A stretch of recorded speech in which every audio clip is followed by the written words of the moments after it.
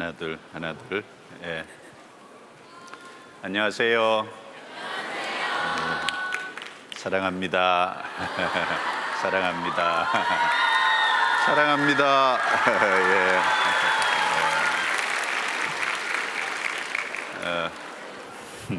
예. 좋은 시간 보내고 있어요. 하나님이 2020년 한 해를 우리에게 주셨는데, 늘 한 해를 마치고 또 한 해를 시작하는 시점에서 돌아보면 좀 아쉬운 게 너무 많죠.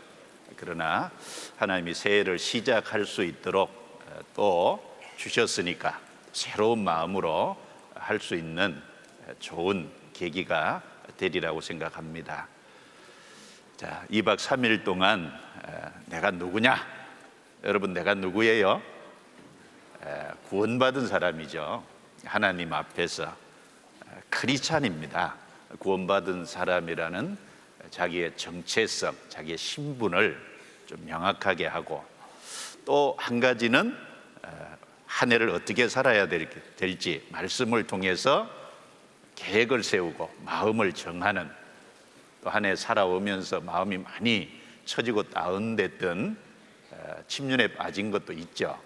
그래서 말씀을 들으면서 새 힘을 얻고 가는, 마음이 좀 살아서 기쁘고 즐겁게 새 힘을 얻고 가는 그런 귀한 동계 수련회라고 생각합니다. 그래서 우리에게 너무나 소중합니다.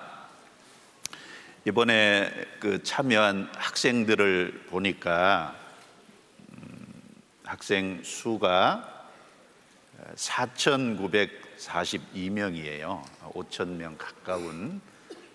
그래서 이번에는 중1까지 6개 학년 다 할 수 있는 이런 좋은 기회가 우리에게 주어졌고, 또 우리 학생들을 돕기 위해서 교사가 2,031명, 또 봉사자가 1,350명, 또 전도인이 상담해 주로 140명. 그래서 우리 학생들을 돕기 위해서 와 계신 분이 숫자적으로 3,521명. 그러니까 어떻게 보면 우리 학생 한 사람에 봉사자 한 명이 붙어 있는 겁니다. 왜 그러겠어요?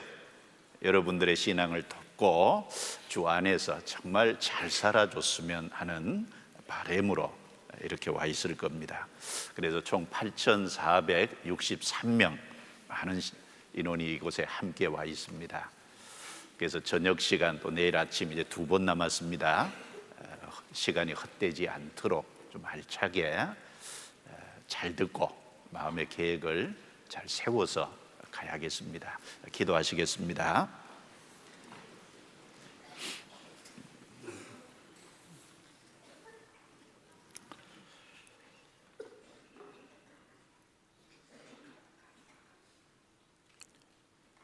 거룩하시고 은혜로우시고 자비로우신 우리 아버지 하나님, 우리의 영혼을 구원해 주시고 하나님의 거룩한 자녀로 삼아 주시고, 우리에게 썩지 않고 더럽지 않고 쇠하지 아니하는 하늘에 속한 영광스러운 기업을 소망으로 주시고, 하나님 안에서 소망 가운데 생을 살게 도우심을 감사합니다.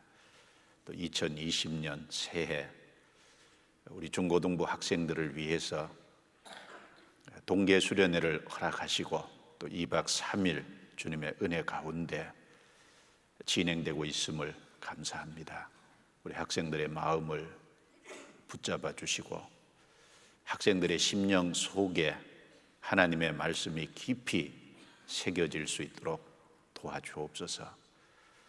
그리스도인의 신분임을 명확하게 할 수 있도록 도와주시고, 그 옛날 다윗이 어려운 가운데서 자기 마음을 하나님께로 정했듯이 우리 학생들의 마음에 하나님께로 향한 마음이 정해질 수 있게 해주시고, 마음이 처지고 다운돼 있는 학생들이 있다면 그 마음이 힘을 얻고 소성될 수 있도록 도와주셔서 새 힘을 얻고 이 장소를 나갈 수 있도록 도와주옵소서. 사람으로는 할 수 없습니다. 오직 마음을 살피고 감찰하시고 아시는 주 성령께서 두루두루 역사해 주시고 그 마음을 감화해 주시기를 이 시간 주님 앞에 간구합니다. 시종을 온전히 주관하고 도와주시고 이끌어 주옵소서. 주의 손에 의탁합니다. 저희를 구원해 주신 주 예수님 이름으로 기도드리옵니다. 아멘. 성경 사무엘하 8장을 찾겠습니다.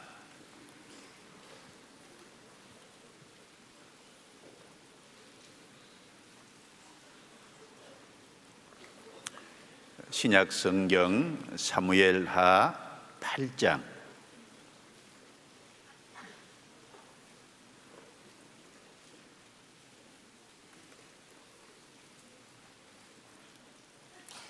사무엘하 8장 제가 몇 구절 읽겠습니다. 1절입니다.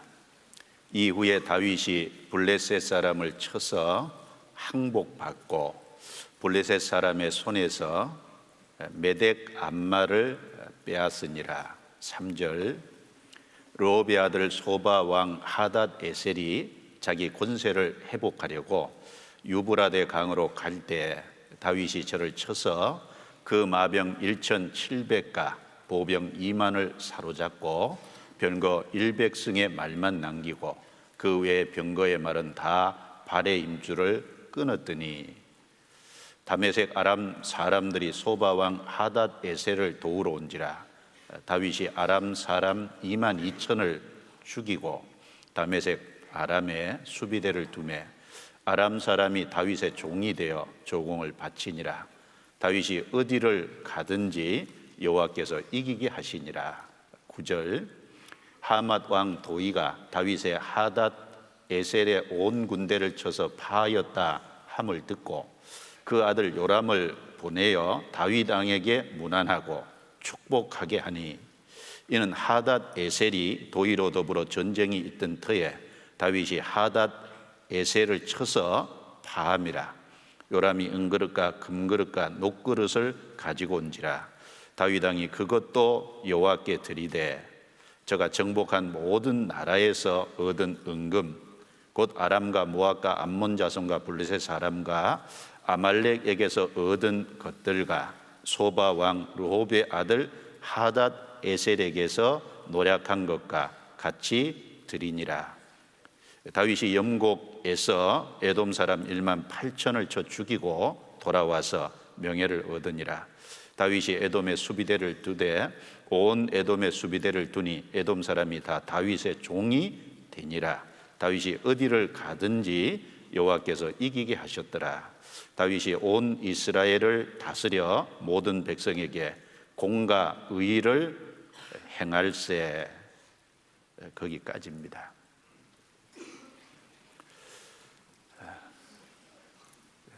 동계수련의 말씀 세 번째입니다. 첫째 시간 아버지 심부름을 할 때라는 제목을 통해서 가정생활, 어머니 아버지에게 순종하는 것이 얼마나 중요한 것인지를 말씀을 통해 배웠습니다. 가정에서 어머니 아버지를 섬기고 순종하는 것은 보이지 않는 하나님을 섬기고 순종하는 것의 기초가 되고 또 그 어머니 아버지를 섬기고 순종하는 그것을 통해서 하나님을 섬기고 순종하는 것을 배우게 되는 겁니다. 다윗이 역사 속에 그 아버지 심부름을 한 작은 것이지만 그것이 골리앗을 죽이고 역사 무대에 등장하는 계기가 됐던 것처럼 우리도 가정생활에서 정말 구원받은 사람으로 부모에게 순종하는 것을 통해서 하나님을 섬기고 하나님을 존중하는 것을 배우게 됩니다. 이걸 배울 수 있다면 하나님께 귀하게 쓰임 받을 수가 있을 겁니다. 그리고 지난 시간 다윗이 참 믿음의 인물이지만 사람이니까 연약한 부분이 있죠. 하나님 앞에 신앙의 위대한 인물들도 역시 허물과 부족한 것은 있습니다. 다윗이 범죄한 죄의 대가가 얼마나 큰지도 살펴봤고, 그리고 어떻게 하면은 다윗도 무너졌는데 우리 마음을 잘 지켜서 죄 가운데 빠지지 않을 수 있는지 아주 잘 말씀을 해 주셨습니다. 이 시간은 여기 11절에 보시면 다윗 왕이 그것도 여호와께 드리되, 여기 말씀 그대로 다윗은 하나님께 많은 은금과 제물을 드렸습니다. 여기 그것도 여호와께 드리되라는 제목으로 좀 말씀을 함께 상고하려고 합니다. 먼저 이 사무엘하 8장의 개요를 잠깐만 좀 말씀을 드려보면, 하나님께서는 다윗이 전쟁에 나갔을 때 어디를 가든지 이기게 해주셨죠. 여기 두 번이나 반복해서 6절 뒷부분에 보면 다윗이 어디를 가든지 여호와께서 이기게 하시니라. 또 14절 뒷부분에도 다윗이 어디를 가든지 여호와께서 이기게 하셨더라. 다윗이 전쟁에 나가서 싸울 때 어디를 가든지 하나님께서 이기게 해주신 내용이 여기 기록이 되어 있습니다. 구체적으로 보면 1절에 보면 블레셋, 2절에 모압, 3절에 소바 왕 소바, 그리고 5절 6절에 가면 다메섹 아람, 그리고 넘어가면 12절에 아말렉, 그리고 13절에 에돔. 이 다윗이 어디를 가서 싸우든지 하나님께서 이기게 승리하게 해주셨습니다. 제가 여쭤보죠. 그럼 하나님이 왜 다윗이 어디를 가서 싸우든지 승리를 하게 해주셨을까요? 그 이유가 있지 않겠어요? 하나님이 뭔가 도와주실 때는, 승리하게 해주실 때는 그만큼 이유가 있겠죠. 이 사무엘하 8장 내용에 보면 그 이유가 명확합니다. 그걸 좀 살펴볼 거고요. 그리고 다윗은 전쟁에서 전리품으로 은금과 많은 재물을 얻었는데, 그 자신이 얻은 은금과 재물을 자신의 소유로 갖고 있었던 게 아니고 전부 하나님께 드렸다고 10절, 11절, 12절에 보면 말씀했습니다. 11절에도 그것도 여호와께 드리되, 12절 끝에도 노략한 것과 같이 드리니라, 그걸 하나님께 드렸습니다. 다윗이 왜 은금과 노략한 제물을 하나님께 드렸을까요? 다윗은 하나님을 정말 사랑했고, 또 하나님의 거하신 집인 성전에 대해서 정말 사랑하는 마음이 있었습니다. 그래서 시편 18편 1절에 보면 다윗이 고백하기를 나의 힘이 되신 여호와여 내가 주를 사랑하나이다. 정말 다윗이 하나님을 사랑했기 때문에 그걸 기록되게 성경에 해주신 겁니다. 다윗은 정말 하나님을 사랑했습니다. 그리고 또 다윗은 하나님의 성전을 너무너무 사모했죠. 사랑했습니다. 그래서 시편 26편 8절에 보면 여호와여 내가 주와 주의 계신 집과 주의 영광이 거하는 곳을 사랑하오니, 여러분 주의 계신 집, 구약으로 말하면 성전이죠. 주의 영광이 거하는 곳, 성전입니다. 그것을 사랑한다고 했어요.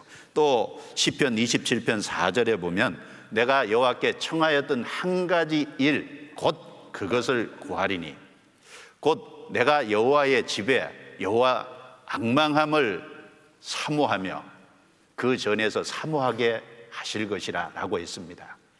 시편 27편 26편에 보면 하나님의 성전을 너무너무 사랑했어요.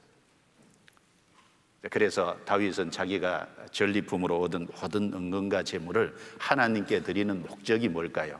바로 그 하나님이 거하시는 성전을 건축하기 위해서 그것을 드린 겁니다. 무려 역대상 29장 내용에 보면 은과 금을 합쳐서 1만 달란트를 하나님께 드렸다고 했어요. 자기의 사유, 자기 개인 사유의 은금을 하나님께 무려 1만 달란트. 여러분 1만 달란트가 얼마나 큰지 개념이 안 생기죠? 그게 얼마큼인지 계산할 수 있도록 말씀드릴게요. 한 달란트는 구약의 기준으로 34kg입니다. 34kg. 그러면은 1만 달란트면 얼마입니까? 34만 kg이잖아요. 1000kg이 1톤이니까 무려 은금을 합쳐서 나머지는 빼고 은금만 따져서 1만 달란트니까 무려 은금을 합쳐서 340톤을 하나님께 드렸다는 겁니다. 어마어마한 거죠.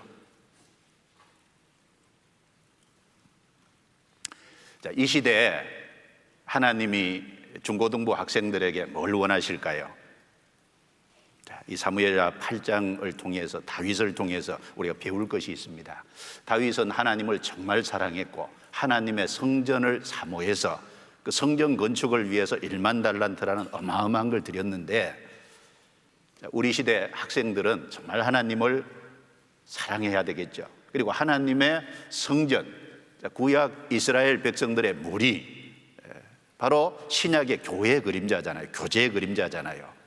바로 우리도 이 하나님의 몸된 교회, 구원받은 성도들의 무리, 그걸 귀하게 여기고 그걸 정말 사랑하고, 그리고 그 안에서 우리도 뭔가 하나님께 드려야 될 것이 있지 않겠습니까? 그 드려진 것을 통해서 사실은 바깥으로 복음이 전해지고 세계 선교가 되지 않습니까? 그래서 이 시대에 하나님을 의지하는 것, 그리고 하나님을 정말 사랑하는 것, 그리고 하나님의 몸된 교회와 교제를 사랑하는 그 안에서 드리는 것을 우리도 배워야 되겠다, 이런 생각을 합니다. 그래서 구체적으로 좀 생각을 해보겠습니다. 금방 읽은 말씀드린 내용처럼 6절에 다윗이 어디를 가든지 여호와께서 이기게 하시니라. 14절 뒷부분도 다윗이 어디를 가든지 여호와께서 이기게 하셨더라. 자, 하나님께서 이기게 해주신 겁니다. 다윗이 무슨 강해서 잘나서 힘이 세서 용기가 좋아서 아니죠. 하나님께서 다윗을 어디를 가든지 이기게 해주셨습니다. 자, 이기게 해주셨을 때는 뭔가 이유가 있지 않겠습니까? 예, 이유가 있습니다. 이 사무엘하 8장을 읽어보면 크게 이제 세 가지 이유를 좀 찾을 수가 있어요. 먼저 다윗은 전쟁을 하면 그 전리품을 많이 이제 전쟁 노획물을 얻게 되잖아요. 그 중에 말들도 많죠.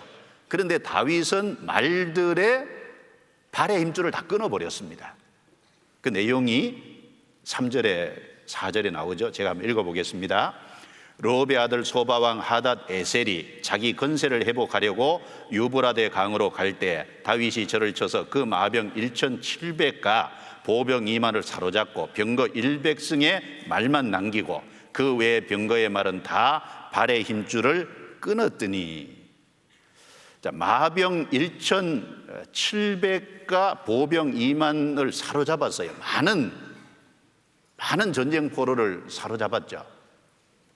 그러면 마병 1700이면 적어도 말이 1000마리 이상 된다는 거 아닙니까? 그 중에 딱 100승의 말만 남기고 그 외에 병거의 말은 다 발의 힘줄을 끊어버렸어요. 여러분, 발의 힘줄을 왜 끊었을까요? 말은요, 발의 힘줄을 끊어버리면 군사용으로는 아무 소용이 없습니다. 말의 힘줄을 끊었다는 것은 더 이상 이 말을 군사용으로 사용하지 않겠다는 겁니다. 여러분, 신명기 17장 내용에 보면 하나님께서 이스라엘의 왕이 됐을 때 왕에게 명령한 것이, 금한 것이 몇 가지 있어요. 첫 번째는 말을 많이 두지 말라 그랬어요. 그래서 말을 구하러 애굽으로 내려가지 말라고 하셨습니다. 그리고 두 번째는 황금과 재물을 많이 쌓지 말라 그랬어요. 그리고 세 번째는 여인을 많이 가까이 두지 말라고 했습니다. 그래서 이스라엘의 왕이 됐을 때 하나님이 세 가지를 금했어요.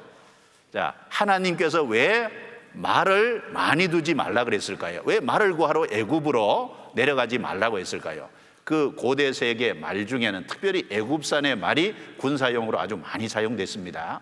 그래 다윗은 말을 얻으면, 전쟁 노획물로 얻으면 발의 힘줄을 끊어버렸습니다. 그 이유는 군사력을 의지하지 않고 하나님만 의지하겠다는 의지의 표현입니다. 하나님의 말씀에 순종했을 뿐 아니라 군사력을 의지하지 않고 무엇을 의지해요? 하나님만 의지하겠다는 의미인 거죠. 하나님께서 왜 황금과 재물을 많이 두지 말라 그랬을까요? 여러분, 황금과 재물을 많이 두면 어떤 문제가 생길까요? 황금과 재물의 마음이 빼앗기겠죠. 그러면 하나님을 떠날 수 있잖아요. 왜 많은 여자를 두지 말라 그랬을까요? 솔로몬 같은 경우에 많은 여자를 둬서 처음에는 정략적으로 결혼을 했는데 나중에는 여인들을 사랑하게 되고 그 여인들이 솔로몬의 마음을 돌이켜서 솔로몬이 하나님을 떠나게 된 빌미가 된 내용이 성경 열왕기상 내용에 나와 있지 않습니까? 다윗은 바로 군사력을 의지하지 않고 하나님만 의지해야 되겠다는 그 의지의 표현으로서 4절에 병거 100승의 말만 남기고 그 외의 병거의 말은 다 발의 힘줄을 끊었더니, 이걸 보면은 참 다윗이 하나님을 얼마나 철저히 의지했는지를, 하나님을 얼마나 의지하고 그 하나님께 자기 인생을 얼마나 의탁했는지를 우리가 잘 알 수 있습니다. 그리고 두 번째, 하나님이 어디를 가든지 이기게 해주신 이유가 10절부터 12절 내용 속에 있죠. 다윗은 황금과 재물을 얻으면 그걸 하나님께 다 드렸어요. 11절에 다윗 왕이 그것도 여호와께 드리되 저가 정복한 모든 나라에서 얻은 은금, 여기 모든 나라에서 얻은 은금이죠. 곧 아람과 모압과 암몬 자손과 블레셋 사람과 아말렉에게서 얻은 것들과 소바왕 르홉의 아들 하닷 에셀에게서 노략한 것과 같이 드리니라. 그것도 여호와께 드리고, 그리고 모든 나라에서 얻은 재물과 황금을 하나님께 드렸습니다. 우리가 한번 생각해 보죠. 은금을 드렸다는 것은 어떤 의미일까요? 사람은 이 땅에 살아가면서 꼭 필요한 것이 돈이지 않습니까? 물질입니다. 그런데 그 물질을 자기가 소유하지 않고 하나님께 드렸다는 것은 하나님께만 소망을 두었다는 확실한 증거가 될 거예요. 여러분, 사람은 이 땅에서 대부분 뭘 소망하고 삽니까? 재물을 마음에 소망하고 살잖아요. 재물을 얻으면 다른 것도 다 할 수 있다고 생각되니까. 그래서 디모데전서 6장 17절 말씀에 내가 이 세대의 부한 자들을 명하여 정함이 없는 재물에 소망을 두지 말고 오직 우리에게 모든 것을 후히 주사 누리게 하시는 하나님께 두며 라고 말씀했습니다. 소망을 재물하고 하나님이 있을 때 어디다 둬야 될까요? 하나님께 둬야죠. 다윗이 이 재물을 하나님께 드렸다는 것은 하나님께만 소망을 뒀다는 확실한 증거 아니겠습니까? 그리고 실제로 시편 39편 6절과 7절 말씀에 다윗이 기록한 시인데 다윗이 이렇게 말했죠. 진실로 각 사람은 그림자같이 다니고 헛된 일에 분요하며 재물을 쌓으나 누가 취할는지 알지 못하나이다. 주여 내가 무엇을 바라리요? 나의 소망은 주께 있나이다. 많은 사람이 헛된 일에 분요하고 재물을 쌓지만 그 재물에 실제로 소망을 두지만 주여 내가 무엇을 바라리요? 나의 소망은 주님께 있습니다. 여러분, 재물을 주님께 다 드렸다는 것은요, 하나님께만 소망을 뒀다는 확실한 증거인 거예요. 그리고 또 한 가지가 있죠. 15절 자, 같이 읽어보겠습니다. 다윗이 온 이스라엘을 다스려 모든 백성에게 공과 의를 행할세. 자, 다윗이 온 이스라엘을 다스렸다고 말씀하고 모든 백성에게 공과 의를 행했다고 했습니다. 이게 어떤 의미일까요? 다윗은 정말 하나님을 사랑했습니다. 하나님을 사랑했기 때문에 하나님의 백성인 이스라엘 백성들을 정말 사랑했어요. 그래서 여기 모든 백성에게, 이스라엘 백성은 누구든지 그 말이거든요. 하나님이 자기에게 맡기신 이스라엘 백성들을 정말 사랑하기 때문에 그 이스라엘 백성들에게 공과 의를 행할세, 하나님의 말씀을 따라서 이스라엘 백성들을 양육하고 지도했습니다. 자, 우리는 이 말씀을 통해서 다윗이 하나님을 사랑했고 하나님의 백성인 이스라엘 사람들을 사랑했다는 것을 알 수 있습니다. 그러니까 하나님이 어디를 가든지 하나님께서 이기게 해주신 거예요.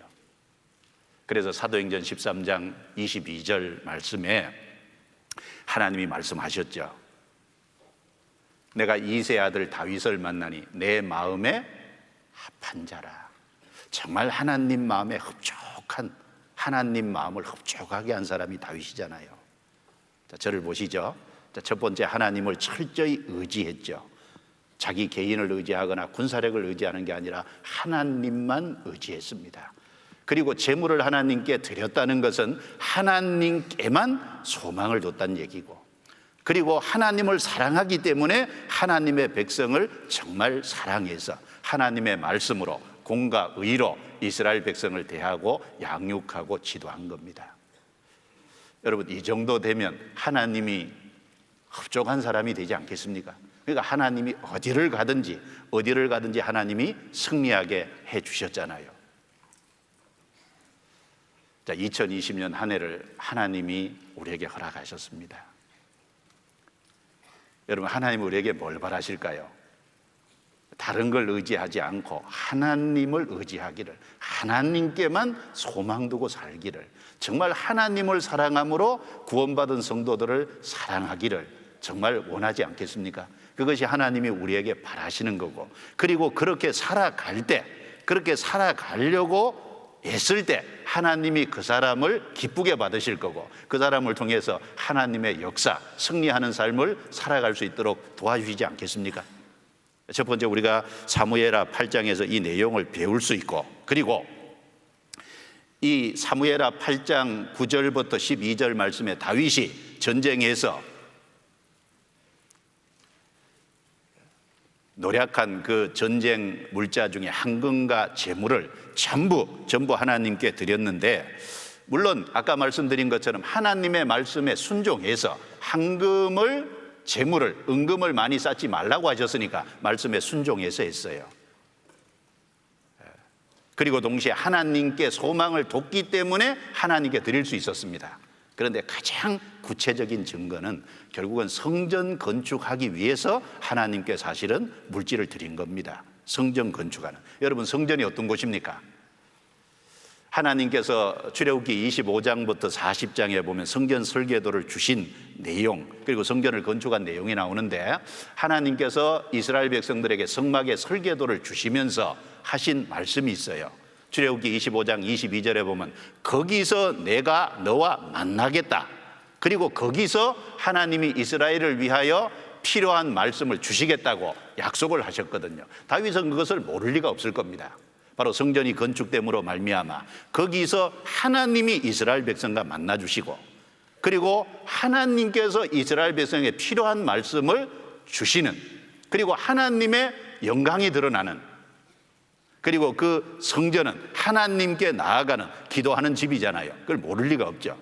아주 좋은, 그리고 그 하나님의 영광을 나타내는 그 성전이 정말 건축되기를 원했기 때문에 실제로 1만 달란트에 해당하는 엄청난 은금을 하나님께 드릴 수 있었던 겁니다.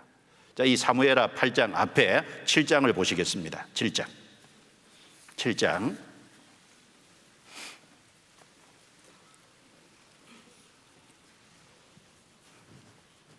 7장 1절부터 제가 몇 구절 읽겠습니다.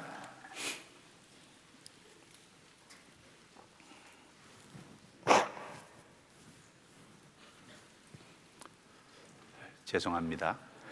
예. 감기 조심하세요. 예. 사무엘하 7장 1절 말씀입니다.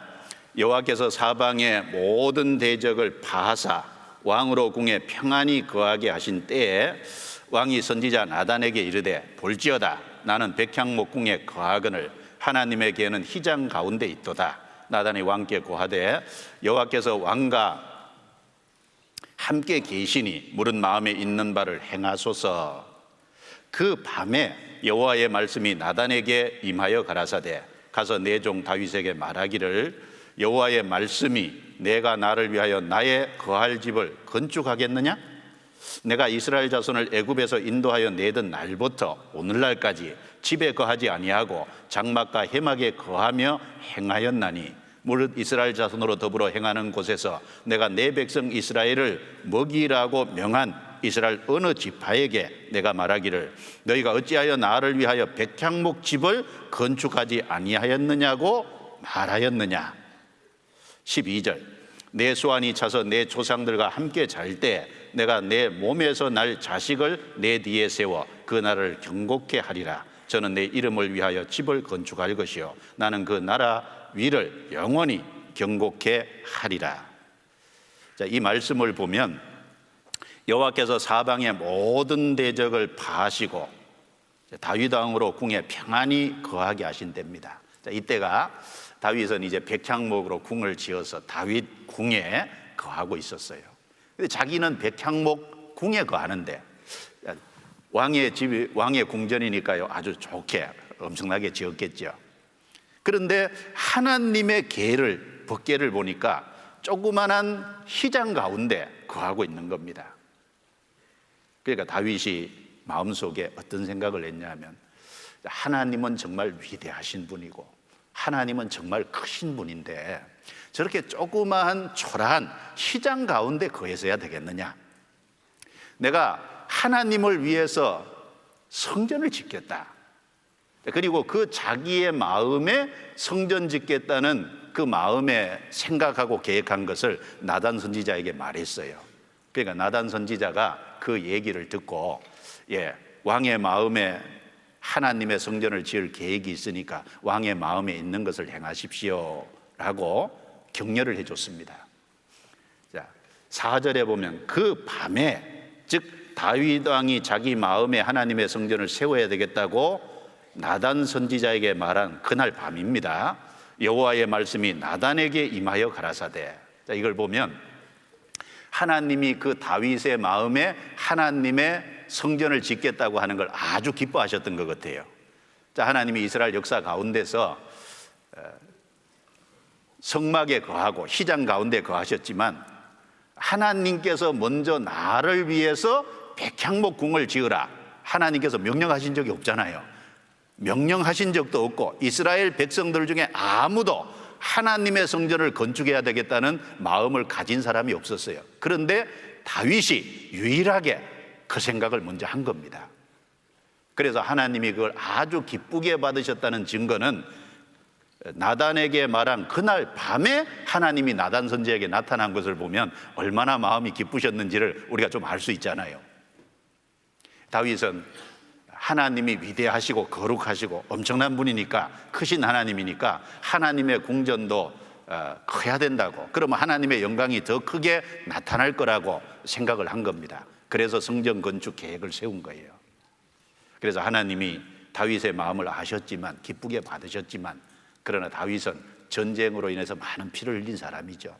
그래서 이 성전은 평화의 성전이 되고 하나님과 사람이 화평하는 성전이 돼야 되는데 피를 흘린 그 손으로 성전을 건축하게 할 수는 없다.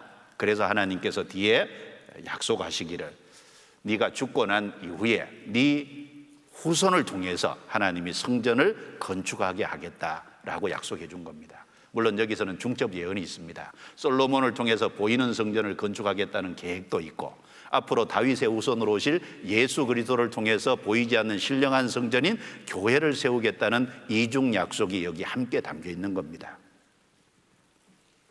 그래서 다윗은 그 약속을 받았기 때문에 어떻게 했어요? 전쟁에서 승리하는 그 모든 전리품 얻은 것을 전부 하나님께 다 드렸지 않습니까? 성경 역대상 28장입니다. 역대상 28장. 역대상이죠. 죄송합니다. 왔다 갔다 그러네. 예.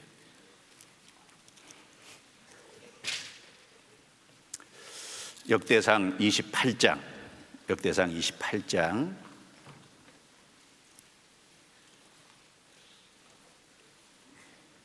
11절입니다. 11절. 다윗이 전에 낭실과 그 집들과 그 곡간과 다락과 골방과 속죄소의 식양을 그 아들 솔로몬에게 주고 또 성신에 가르치신 모든 식양 곧 여호와의 전의 뜰과 사면의 모든 방과 하나님의 전 곡간과 성물 곡간의 식양을 주고, 하나님께서 다윗을 통해서 성전을 건축하는 것은 거절하셨지만 다윗에게 성전의 설계도는 솔로몬에게 주신 게 아니라 다윗에게 주셨습니다.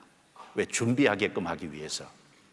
그래서 여기 보시면 성전에 가르치신 모든 식양, 성신에 가르치신, 성령께서 다윗에게 임해서 가르쳐 주신 모든 식양을 다윗이 죽을 때 솔로몬에게 넘겨줬잖아요.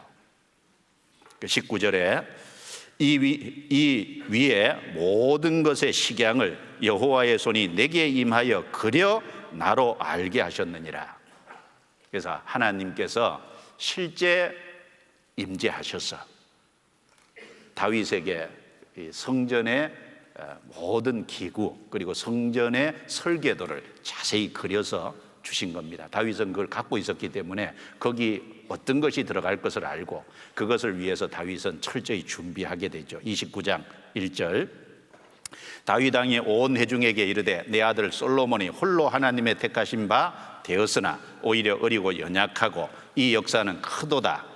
이 전은 사람을 위한 것이 아니요 여호와 하나님을 위한 것이라. 내가 이미 내 하나님의 전을 위하여 힘을 다하여 예비하였나니 곧 기구를 만들 금과 은과 녹과 철과 나무며 또 만호와 박을 보석과 꾸밀 보석과 채석과 다른 보석들과 하반석이 매우 많으며.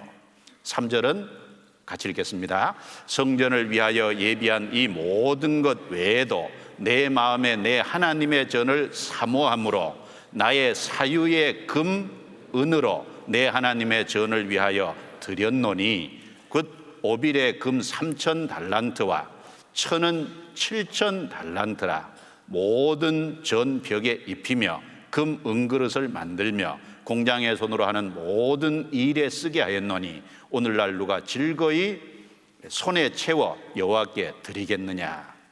그래서 이스라엘 백성들 앞에 모아놓고 내가 하나님의 전을 사모하는 마음이 있어서 내 사유의 개인 소유의 금, 은을 내 하나님의 전을 위해서 드렸다. 어느 정도 드렸냐? 오빌의 금 3,000 달란트. 금 3,000 달란트면 어마어마합니다. 그리고 천은 7,000 달란트, 도합 1만 달란트를 하나님께 드렸는데 이스라엘 백성들 누가 하나님께 더 드리겠느냐? 그러니까 그 뒤에 6절부터 백성들이 기쁜 마음으로 많이 드렸잖아요. 다윗이 드렸으니까, 다윗이 앞장섰으니까 나머지 백성들도 기쁜 마음으로 드렸어요. 솔로몬은 그것을 가지고 성전을 건축한 겁니다. 우리가 여기서 알 수 있는 것은 다윗은 하나님을 사랑했고 또 하나님의 성전, 구약의 하나님의 성전은 신약의 교회 모형이잖아요. 성도들의 무리인 교제도 교회 모형이지 않습니까? 그래서 그 성전을 위해서 결국은 모든 것을 드렸습니다. 자, 우리가 여기서 배울 수 있는 것은 우리도 다윗처럼 정말 하나님을 사랑하고 하나님의 몸된 교회와 성도들의 교제를 정말 귀하게 여기고 사랑해야 된다는, 그리고 그 안에서 우리도 복음을 전하기 위해서 그 안에서 주님께 드릴 것이 있고 마땅히 드리고 살아야 된다는 것을 우리가 배울 수 있는 겁니다. 시편 26편 넘겨보겠습니다. 시편 26편. 시편 26편.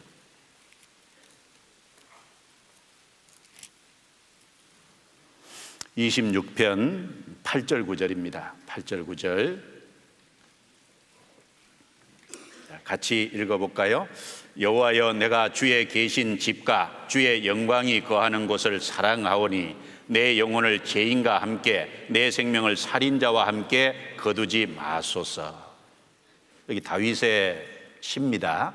성령의 감동하심으로 기록한 건데, 여기 다윗이 말하기를 내가 주의 계신 집과 주의 영광이 거하는 곳을 사랑하오니. 다윗은 정말 성전이 건축되기를 바라고 그것을 사랑했어요.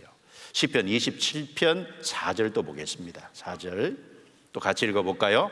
내가 여호와께 청하였던 한 가지 일 곧 그것을 구하리니 곧 나로 내 생전에 여호와의 집에 거하여 여호와의 아름다움을 앙망하며 그 전에서 사모하게 하실 것이라.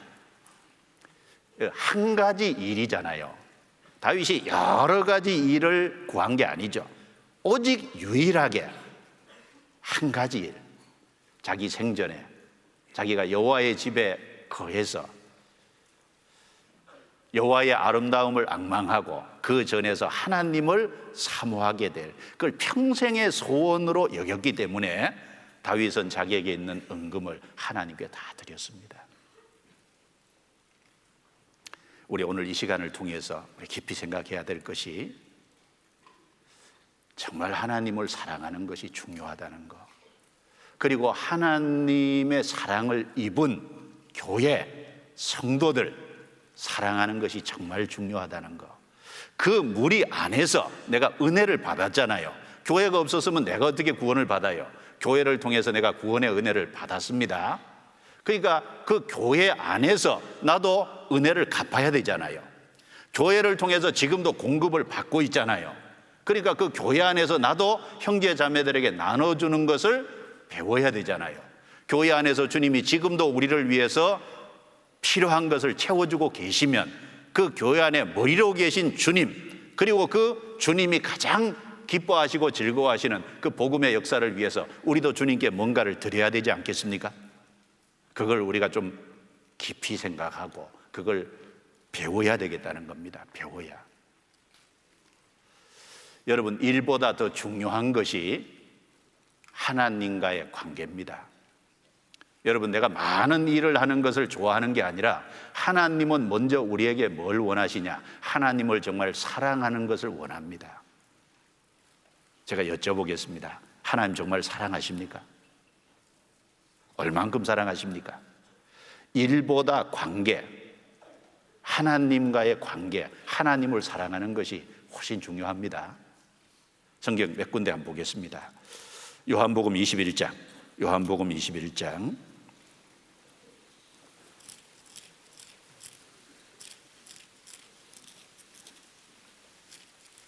요한복음 21장 15절부터 17절입니다. 제가 읽겠습니다. 저희가 조반 먹은 후에 예수께서 시몬 베드로에게 이르시되 요한의 아들 시몬아, 내가 이 사람들보다 나를 더 사랑하느냐 하시니 가로되 주여 그러하외다. 내가 주를 사랑하는 줄 주께서 아시나이다. 가라사대 내 어린 양을 먹이라 하시고 또 두 번째 가라사대 요한의 아들 시몬아, 내가 나를 사랑하느냐 하시니 가로되 주여 그러하외다. 내가 주를 사랑하는 줄 주께서 아시나이다. 가라사대 내 양을 치라 하시고 세 번째 가라사대 요한의 아들 시몬아, 내가 나를 사랑하느냐 하시니, 같이 읽습니다. 주께서 세 번째 내가 나를 사랑하느냐 하심으로 베드로가 근심하여 가로되 주여 모든 것을 아시오매 내가 주를 사랑하는 줄을 주께서 아시나이다. 예수께서 가라사대 내 양을 먹이라. 예수님의 제자들은 3년 반 동안 예수님의 부름을 받고 예수님과 함께 했습니다. 예수님이 이제 십자가에 죽으시고 무덤에 장사됐다가 부활하셨어요. 부활하신 이후에 예수님이 40일 동안 제자들에게 자신의 부활하신 모습을 보이셨죠. 여기 부활하신 주님은 베드로에게 3년 반 동안 동고동락했습니다. 그 베드로에게 주님은 3번이나 같은 질문을 반복하셨습니다. 내가 나를 사랑하느냐라고 물었습니다. 내가 3년 반 동안 훈련을 잘 받았느냐, 무엇을 배웠느냐, 그거 묻지 않았어요. 단 한 가지 물은 게 뭡니까? 내가 나를 사랑하느냐고 물었어요. 그리고 사랑한다고 대답하는 베드로에게 내 양을 먹이라, 내 양을 치라, 내 양을 먹이라, 주님의 일을 맡겼지 않습니까? 누구에게 주님의 일을 맡겼냐? 주님을 사랑한다고 고백하는 베드로에게 주님의 일을 맡겼어요. 여러분, 주님의 일을 하는 것은 재능만 가지고 되는 게 아닙니다. 재능이 아무리 뛰어나고 크더라도 주님을 사랑하지 않으면 주님의 일을 할 수 있는 자격이 없다는 겁니다. 내가 나를 사랑하느냐? 구원받은 모든 사람은 주님께 사랑을 받은 사람이잖아요. 정말 주님을 사랑하는 마음이 있어요. 그 주님을 사랑하는 마음을 막는 게 뭘까요? 육신이지 않습니까? 육신. 내가 나를 사랑하느냐? 자, 우리 학생들에게도 누구누구야 이름을 부르면서 내가 나를 사랑하느냐 물으실 겁니다. 우리 학생들 뭐라고 대답하실래요? 베드로는 예, 제가 주님을 사랑합니다. 내가 나를 사랑하느냐? 예, 주님을 사랑합니다. 세 번째 물었죠. 베드로가 예, 모든 것을 아시오매 내가 주를 사랑하는 줄 주님이 아십니다. 주님은 우리에게도 확인하실 겁니다. 여러분, 일보다 중요한 것이 관계입니다. 가장 중요한 것이 뭡니까? 사랑입니다. 여러분, 성경 창세기부터 요한계시록까지 성경에서 얘기하고자 하는 핵심이 뭡니까? 하나님의 사랑입니다. 하나님의 사랑이 우리를 구원했잖아요. 사랑 빠지면 아무것도 없는 겁니다. 하나님이 우리를 사랑하신 그 사랑이 아가페 사랑이지 않습니까? 사랑은 그러므로 생명과 같은 겁니다. 사랑이 없으면 아무것도 없는 거예요. 성경 요한계시록 2장을 보겠습니다. 요한계시록 2장.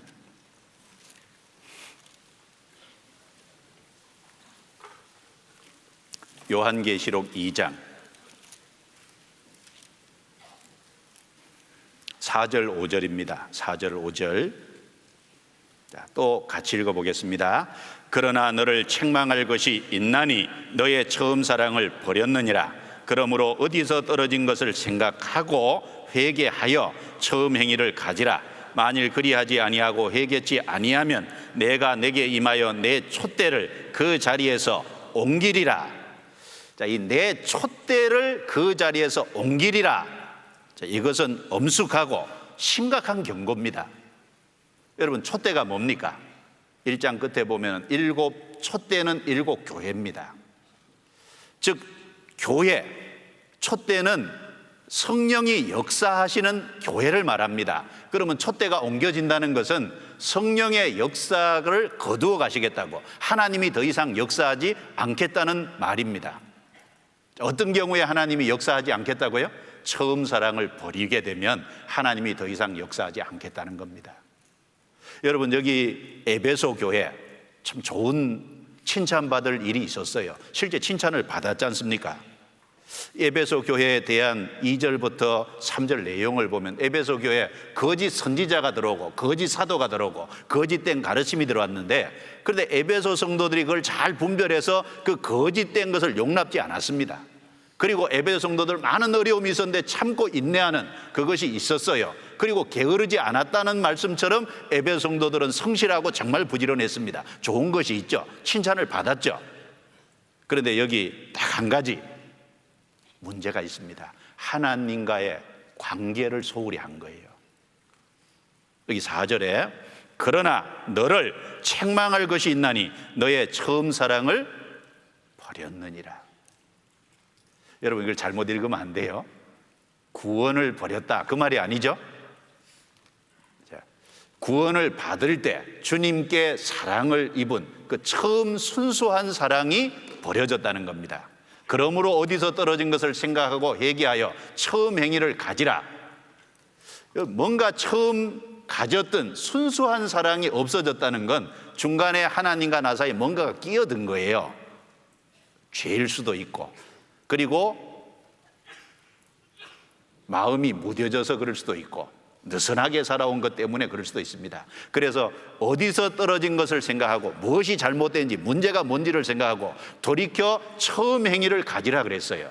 여러분, 처음 행위가 가져지려면 처음 사랑이 회복이 돼야 처음 행위를 가지게 되지 않습니까? 처음 사랑이 회복이 안 되면 처음 행위도 없어집니다. 그리고 회개치 아니하면 내 촛대를 그 자리에서 옮기리라. 여러분, 무서운 말 아닙니까? 구원받은 사람 구원이 이루어지지는 않죠. 그러나 하나님이 돌이키지 않으면, 처음 사랑을 회복하지 않으면 그 사람을 통해서 더 이상 역사하지 않겠다는 경고의 메시지잖아요.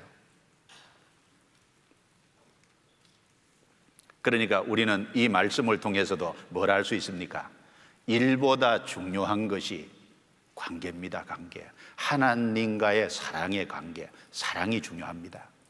또 한 가지 보죠. 요한복음 13장입니다. 요한복음 13장 찾아보겠습니다. 요한복음 13장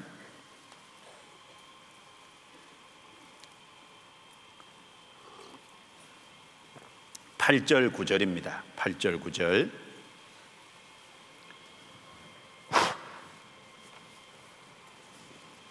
같이 천천히 읽어보겠습니다.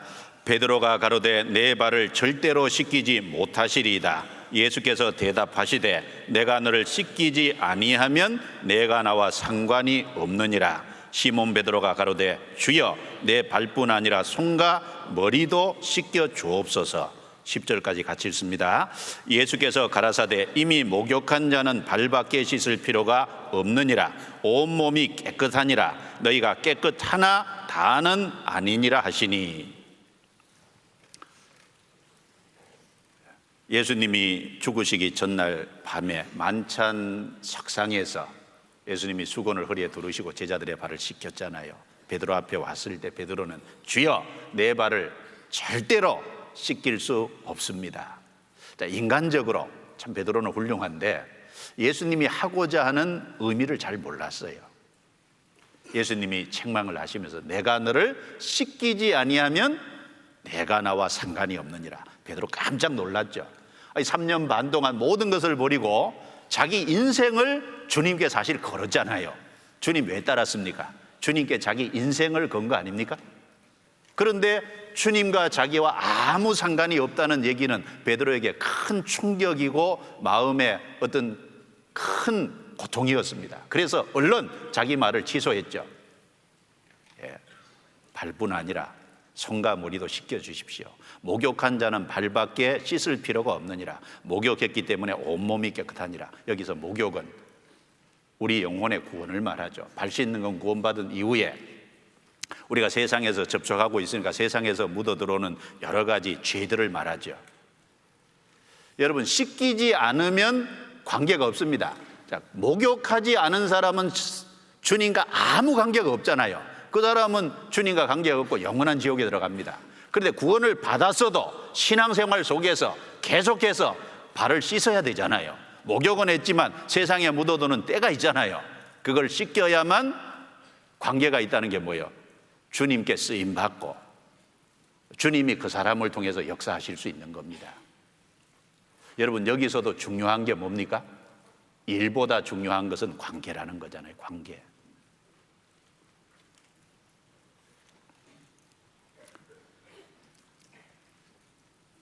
자, 저를 한번 따라해 보시죠. 내가 나를 사랑하느냐? 여러분, 다윗은 정말 주님을 사랑했거든요. 자, 하나님이 우리에게 정말 원하신 건 뭘까요? 주님을 사랑하기를 원하세요. 주님. 다윗이 주님을 얼마나 사랑했는지 한번 생각해 볼까요? 사실은 다윗에게는 하나님이 전부거든요. 전부. 성경 한번 찾아보겠습니다. 시편 18편 1절. 시편 18편 1절입니다.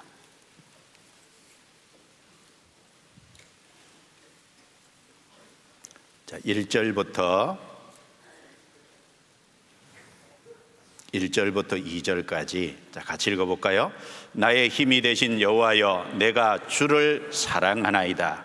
여호와는 나의 반석이시요 나의 요새시요 나를 건지시는 자시요 나의 하나님이시요 나의 피할 바위시요 나의 방패시요 나의 구원의 뿌리시요 나의 산성이시로다.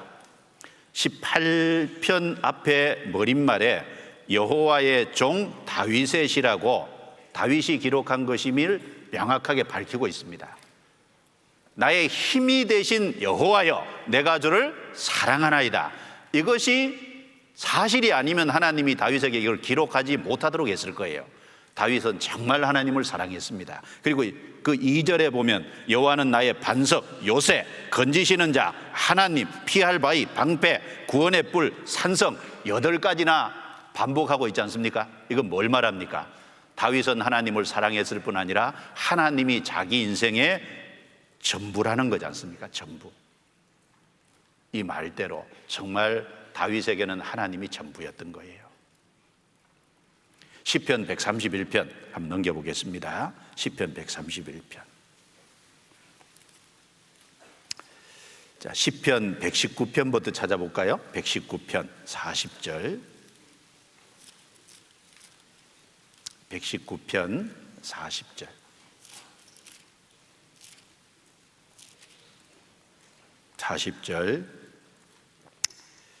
시편 119편 이제 140절 죄송합니다. 140절 같이 읽어보겠습니다. 주의 말씀이 심히 정미함으로 주의 종이 이를 사랑하나이다.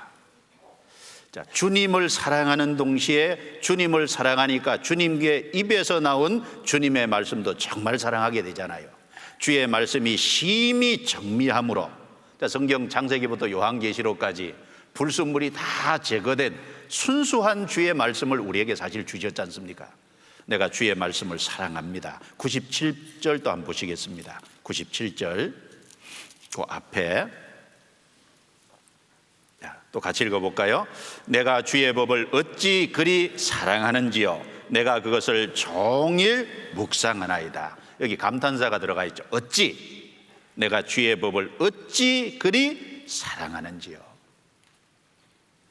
여러분, 어떤 사람을 사랑하면 그 사람이 입에서 나오는 말을 존중하잖아요. 부모를 내가 정말 사랑하면은 부모 말을 존중하게 돼 있지 않습니까? 자, 어떤 사람을 사랑하면 그 사람 말을 존중하듯이 다윗은 하나님을 정말 사랑했기 때문에 주의 입에서 나온 말씀을 어찌 그리 사랑하는지요. 정말 사랑했어요. 시편 37편도 보겠습니다. 9편, 39편. 시편 39편도 보시죠. 6절 7절 보시겠습니다. 또 같이 읽어보겠습니다.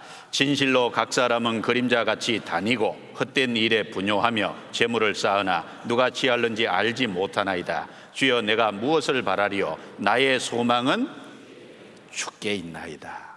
예, 나의 소망은 주님께 있습니다. 자, 이 세상 많은 사람은 여러 가지 일 바쁜 가운데 다니고 재물을 쌓아서 그것으로 자기 소망을 삼지만 나의 소망은 주께 있습니다. 그러니까 다윗에게는요 하나님이 전부였던 거예요. 왜 하나님이 이새의 아들 다윗을 만나니 내 마음에 합한 자라 그랬냐면 정말 하나님만 생각하고 오로지 하나님을 자기 인생의 전부로 알고 하나님께 자기 인생을 건 사람이지 않습니까? 시편 131편 보시겠습니다. 그래서 이렇게 고백했습니다. 시편 131편 1절부터 3절입니다. 또 같이 읽어볼까요? 여호와여 내 마음이 교만치 아니하고 내 눈이 높지 아니하오며 내가 큰 일과 미치지 못할 기이한 일을 힘쓰지 아니하나이다. 실로 내가 내 심령으로 고요하고 평온케 하기를 젖된 나이가 그 어미 품에 있음 같게 하였나니 내 중심이 젖된 나이와 같도다. 이스라엘아 지금부터 영원까지 여호와를 바랄지어다. 여기 다윗이 기록한 시입니다. 시편 131편 머릿말에 다윗의 시 그랬어요. 그리고 2절에 보면 내가 내 심령으로 고요하고 평안케 하기를 젖된 아이가 그 어미 품에 있음 같게 하였나니 내 중심이 젖된 아이와 같도다. 여기 젖된 아이가 어떤 의미일까요? 어머니 젖을 충분히 마시고 충분히 먹고 이제 만족하잖아요. 어머니 젖을 충분히 먹고 이제 어머니의 젖에서 입을 떼잖아요. 그리고 어머니의 품에 딱 안겨있는, 충분히 먹고 나서 만족스러운 가운데 안겨있는 그 모습이잖아요. 다윗은 하나님의 품에 있는 자신의 모습을 이렇게 얘기한 겁니다. 여러분, 젖된 아이는 우리가 좀 생각해 보면 연약하고 미숙하죠. 그래도 걱정 없습니다. 왜냐하면 어머니의 품에 있잖아요. 우리는 참 미숙하고 연약하죠. 그러나 걱정 없죠. 하나님의 품에 안겨 있지 않습니까? 어머니의 품에 안겨 있는 아이는 걱정할 것이 없죠. 어머니가 보호하고 어머니가 공급해 주시고 어머니가 필요한 것으로 채워주지 않습니까? 우리는 하나님의 품에 안겨 있는 젖된 아이, 우리 미숙하지만 그러나 주님 품에 있지 않습니까? 그리고 이 주님 품에 있으니까, 하나님 품에 있으니까, 충분히 젖을 먹고 하나님 품에 있으니까 만족이 있잖아요. 행복한 모습 아니겠습니까? 그리고 지족하는 모습 아니겠어요?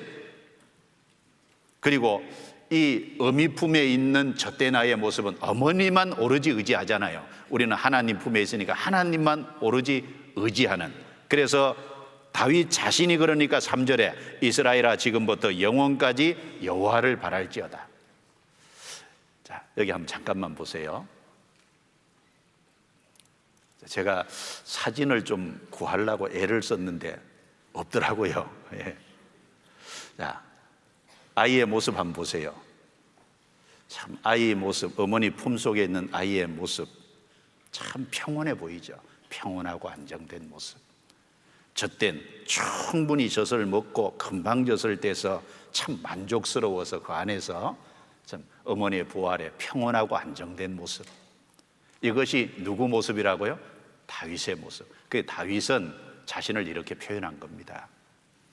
여기 보면은 내 쌍둥이 나오는데 잠깐 보세요.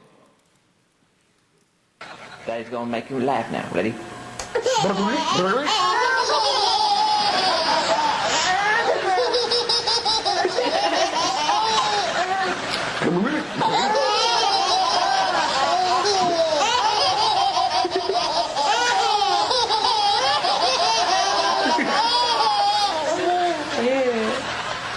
Play it again.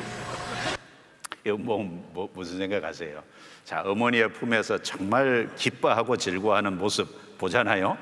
자, 이것이 하나님 안에 있는 우리 성도들의 모습 아닐까요? 하나님으로 만족하고 하나님을 정말 사랑하는, 그 안에서 하나님께 모든 것을 의탁하고 사는 다윗의 모습이 마치 이런 모습 아니겠습니까?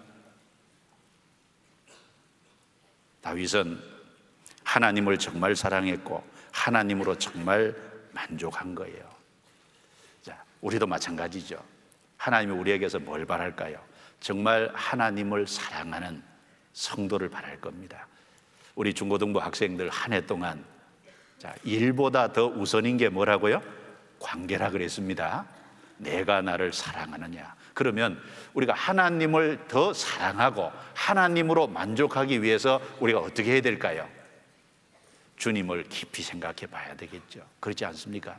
히브리서 3장 찾아보겠습니다. 히브리서 3장 1절.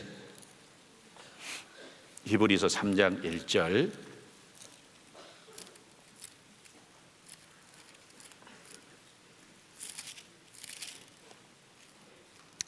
1절.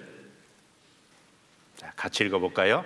그러므로 함께 하늘의 부르심을 입은 거룩한 형제들아, 우리의 믿는 도리의 사도시며 대제사장이신 예수를 깊이 생각하라. 자, 따라해 주시겠습니까? 예수를 깊이 생각하라. 어떻게 생각하라고요? 깊이 생각하라 그랬습니다. 여러분, 우리가 주님의 사랑으로 풍성해지기 위해서, 정말 주님의 사랑으로 만족하기 위해서, 주님 품에 젖된 아이처럼 있기 위해서 우리는 주님을 깊이 생각해 봐야 되지 않겠어요? 여러분, 주님의 특별히 십자가를 깊이 생각해 봐야 되지 않겠습니까?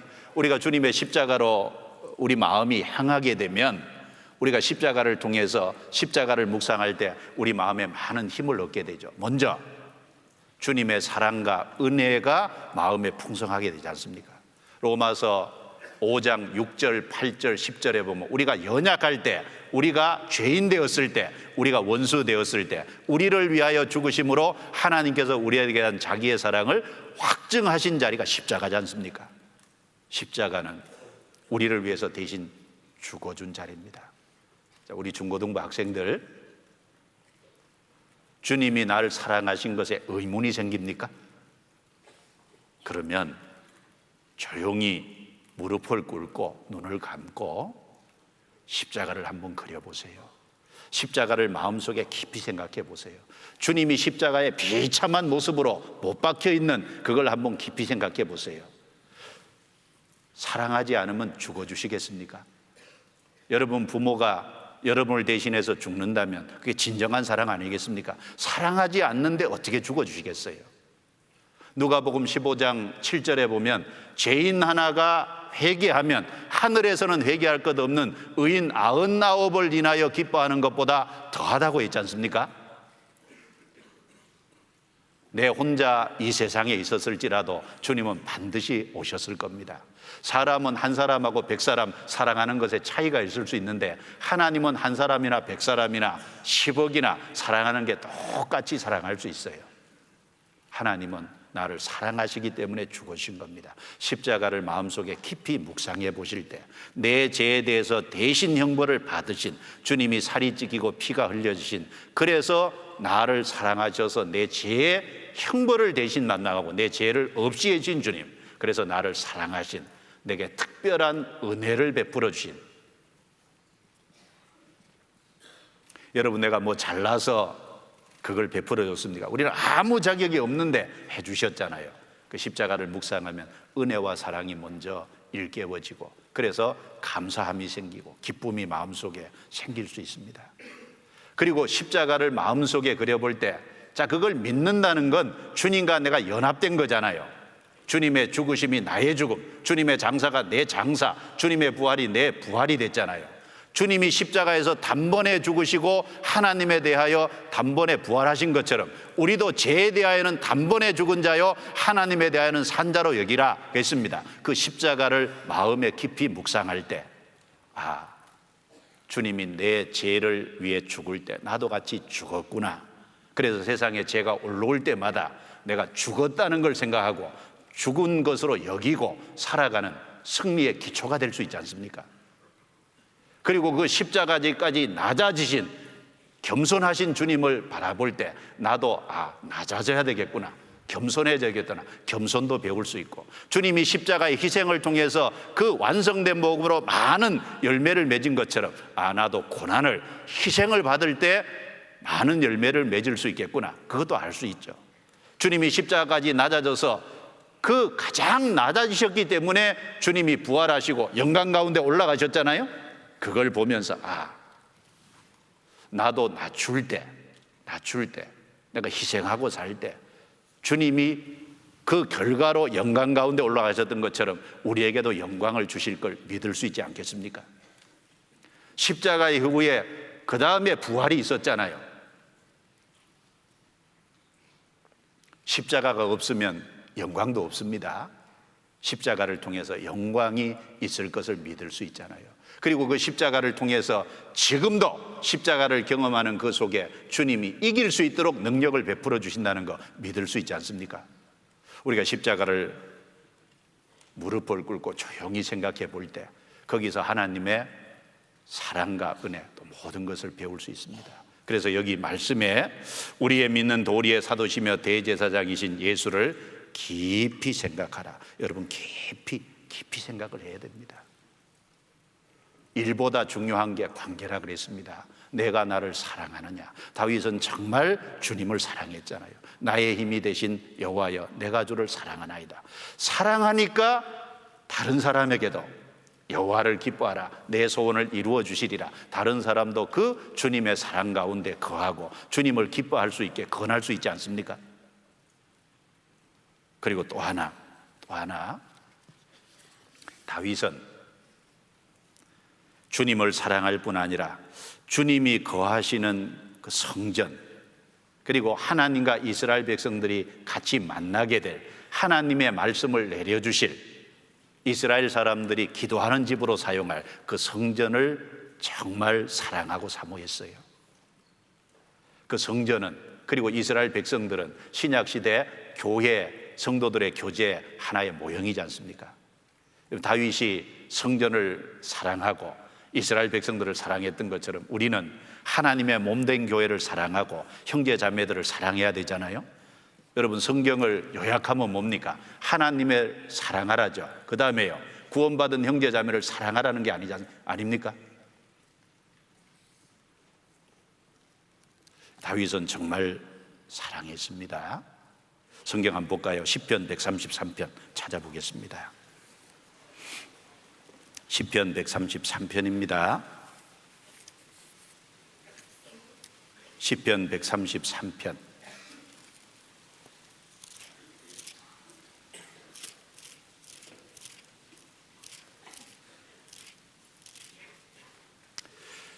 같이 1절부터 3절까지 같이 읽어보겠습니다. 형제가 연합하여 동거함이 어찌 그리 선하고 아름다운고, 머리에 있는 보배로운 기름이 수염 곧 아론의 수염에 흘러서 그 옷깃까지 내림 같고, 헐몬에 있으리 시온의 산들의 내림 같도다. 거기서 여호와께서 복을 명하셨나니 곧 영생이로다. 다윗의 시잖아요. 형제가 연합하여 동거함이 어찌 그리 선하고 아름다운고, 구원받은 사람들이 모여있는 그 무리, 그것을 하나님이 가장 선하고 아름답게 보고 있다는 걸 다윗은 알았어요. 그래서 구원받은 성도들을 정말 사랑했습니다. 머리에 있는 보배로운 기름이 수염 곧 아론의 수염에 흘러서 옷깃까지 내린 같고, 헐몬에 있으리 시온의 산들에 내린 같도다. 거기서 여호와께서 복을 명하셨나니 곧 영생이로다. 형제가 연합하고 동거하는 그 속에 하나님의 역사가 나타나고, 거기를 통해서 영생의 축복이 계속 전해지잖아요. 이 하나님의 몸된 교회, 거룩한 교제를 통해서 여기에 영생의 축복이 계속 나타나는 거 아닙니까? 내가 거기에 연결됐으니까 구원받았고, 또 다른 사람을 연결시키면 구원을 받잖아요. 내가 교회가 없었더라면 어떻게 구원을 받을 수 있었겠습니까? 다윗은 구원받은 성도들을 정말 사랑했습니다. 기뻐했습니다. 성경 한번 볼까요? 시편 16편.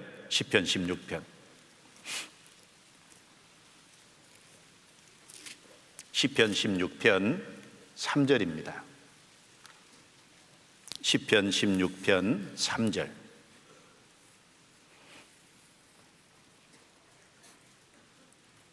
자, 같이 읽겠습니다. 땅에 있는 성도는 존귀한 자니 나의 모든 즐거움이 저희에게 있도다. 16편 머릿말에 다윗의 믹담입니다. 땅에 있는 성도는 존귀한 자니, 먼저 여기 나는 다윗이죠. 나의 모든 즐거움이 누구에게 있다고요?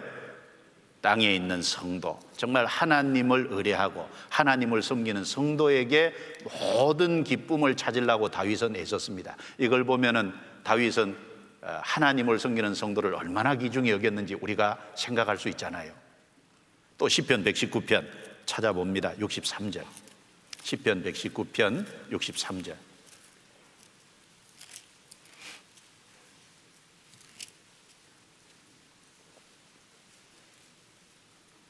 여기서도 이렇게 고백했죠. 같이 읽겠습니다.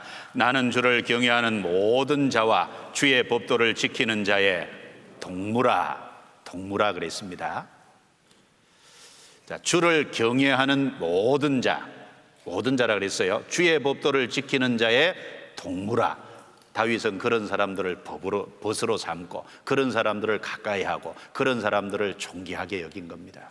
바로 구약의 성전을 정말 사모하고 사랑한 그 교회 모형입니다. 이스라엘 백성들, 그 거룩한 무리, 그 신약의 교회 모형입니다. 다윗은 그걸 정말 사랑한 거예요. 그래서 이 시편의 내용을 쭉 읽어보면, 오전에도 우리가 배웠죠. 시편의 내용을 읽어보면 다윗이 기록한 게 한 절반 정도 됩니다. 그런데 이 시편의 내용 속에 다윗이요, 회중에서 찬송한다는 말이 많아요. 그 회중이 신약의 교회 모습이지 않습니까? 시편 22편 찾아보겠습니다. 시편 22편. 시편 22편입니다. 시편 22편 22절입니다. 22절 같이 읽어볼까요? 내가 주의 이름을 형제에게 선포하고 회중에서 주를 찬송하리이다. 이 말씀이 히브리서 2장 12절에 인용되어 있는데, 히브리서 2장 12절에서는 내가 주의 이름을 형제에게 선포하고 교회에서 주를 찬송하리이다, 이렇게 인용되어 있습니다. 구약의 회중이 신약의 교회입니다. 시편 26편 또 보겠습니다. 26편 12절. 자, 같이 읽겠습니다. 내 발이 평탄한 데 섰사오니 회중에서 여호와를 송축하리이다. 다윗입니다.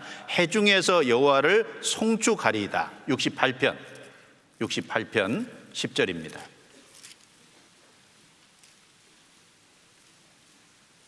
같이 읽겠습니다. 주의 회중으로 그 가운데 거하게 하셨나이다. 하나님이여 가난한 자를 위하여 주의 은택을 준비하셨나이다. 여기 주의 회중으로 그랬습니다. 여기도 주의 회중이죠. 그래서 이 시편에 보면 주의 회중, 교회에 대한 말씀을 계속하고 있는데, 다윗은 성전을 사랑하고 구원받은 성도들의 무리, 하나님을 경외하는 자, 가까이 하는 사람, 섬기는 사람, 그거 정말 좋아했습니다. 그걸 존중히 생각했어요. 자, 우리 중고등부 학생들, 형제 자매님들, 한 해를 살아가면서 하나님을 사랑할 뿐 아니라 누구를 사랑해야 될까요? 구원받은 형제 자매들을 정말 귀하게 여기고, 그리고 그 교제를 사모하고 그곳을 사랑해야 되지 않겠습니까? 하나님은 그것을 정말 원하실 겁니다. 여러분, 교회가 어떤 곳입니까? 주님의 보혈로, 특별히 하나님의 피로 값을 주고 산 거룩한 무리잖아요. 한번 볼까요? 사도행전 20장입니다. 20장 28절. 사도행전 20장 28절입니다.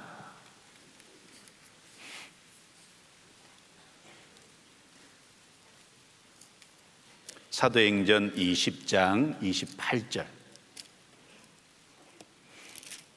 같이 읽어볼까요?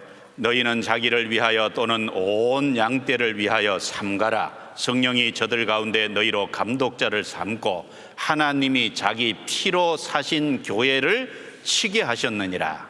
자, 따라해 주시죠. 하나님이 자기 피로 사신 교회. 자, 예수님의 피라 그랬습니까? 하나님의 피라고 했습니까? 자, 십자가에 죽으신 분은 예수님이죠. 그런데 왜 여기 하나님의 피라고 했을까요? 예수님은 하나님이 사람으로 오신, 바로 예수님은 하나님인 동시에 사람이시잖아요. 그러니까 하나님의 피, 예수님이 바로 하나님이라는 신성을 가지신 분임을 강조하기 위해서 그렇죠. 그리고 동시에 교회는 어디에 세워져 있습니까? 바로 하나님의 피, 예수님의 피 위에 교회가 세워져 있잖아요. 그래서 마태복음 16장에 보면 내가 이 반석 위에 내 교회를 세우리니, 예수님의 죽음과 부활 위에 교회가 세워져 있잖아요.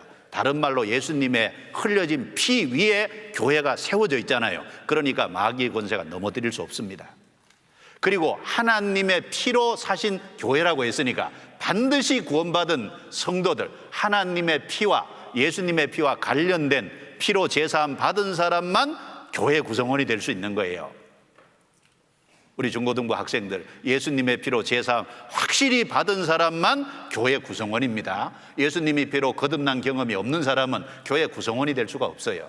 이스라엘 백성들이 출애굽할 때 어떤 사람이 광야교회 구성원이었습니까? 양의 피를 통해서 확실하게 죽임에서 건진받은 사람, 그리고 홍해를 통과한, 홍해는 침례 그림자죠. 예수님의 피로 구원받고 침례받은 사람이 광야교회 구성원이었어요. 그런데 그 광야교회에 어떤 무리가 있었냐면 섞여 사는 무리가 있었습니다. 중단 잡적, 피와 상관없이 따라 나온 사람들이 있죠. 그들은 광야에 있었지만 광야교회 구성원은 될 수 없었습니다. 마찬가지입니다.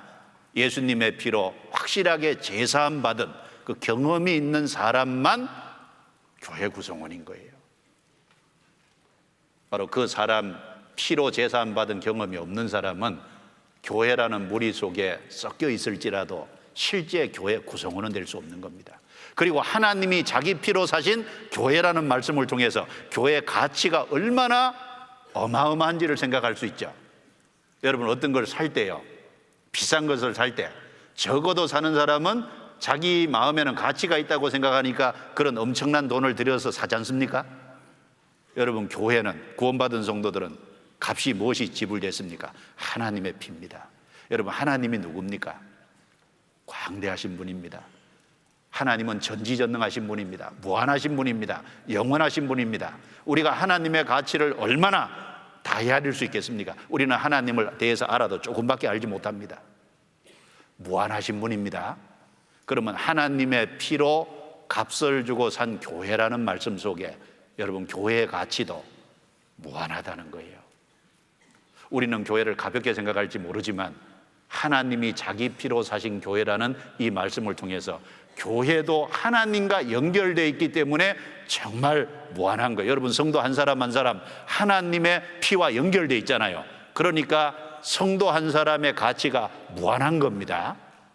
우리가 그걸 다 헤아릴 수 없어요. 그런데 그 교회를 사랑하지 않아도 되겠습니까? 그 구원받은 성도들이 있는 그 거룩한 무리를 정말 귀하게 여기지 않아도 되겠습니까? 그 교회를 통해서 내가 연결됐으니까 구원받았고, 그 교회 안에서 지금도 하나님의 은혜를 받고 있고 지금도 공급을 받고 있다면 어떻게 해야 될까요? 나도 그 교회를 존중히 생각하고 그 교회를 사랑하고 그 안에서 나도 다른 사람에게 베풀고, 그리고 그 안에서 나도 주님께 드리는, 주님께 받기만 할 게 아니라 드리는 것을 배워야 될 거 아니에요? 여러분, 교회 중요하게 생각하셔야 됩니다. 너무너무 중요한, 교회는 정말 하나님의 피와 관련이 있으니까 무한한 가치가 있는 거예요. 여러분, 여기 잠깐 봅시다.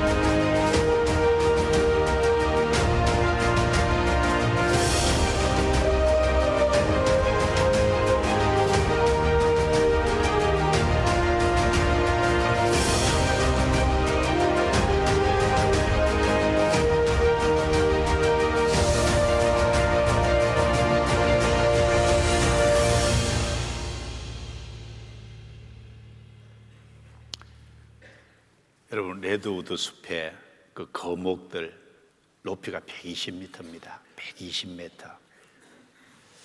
그런데 그 엄청난 거목들, 근데 뿌리가 3m 내지 4m밖에 안 내려간대요. 뿌리가 아주 얕죠. 그 대신에 옆에 있는 나무들과 뿌리를 서로 얽어서 같이 지탱하고 견디고 있다는 겁니다. 초속 50m 강풍이 불 때요, 엄청난 나무들도 다 넘어지는데 이 레드우드는 뿌리를 서로 연결하고 있기 때문에 안 넘어지고 든든히 서 있다는 겁니다. 우리 형제 자매들, 교회를 사랑하고 성도들의 정말 무리를 존중 여기고 내가 한 해 그 안에 연결돼서 그 안에 마음으로 그 안에 참여할 때 든든해질 수 있는 거예요. 든든해질 수 있는 거. 그리고 많은 열매를 실제로 맺을 수 있잖아요.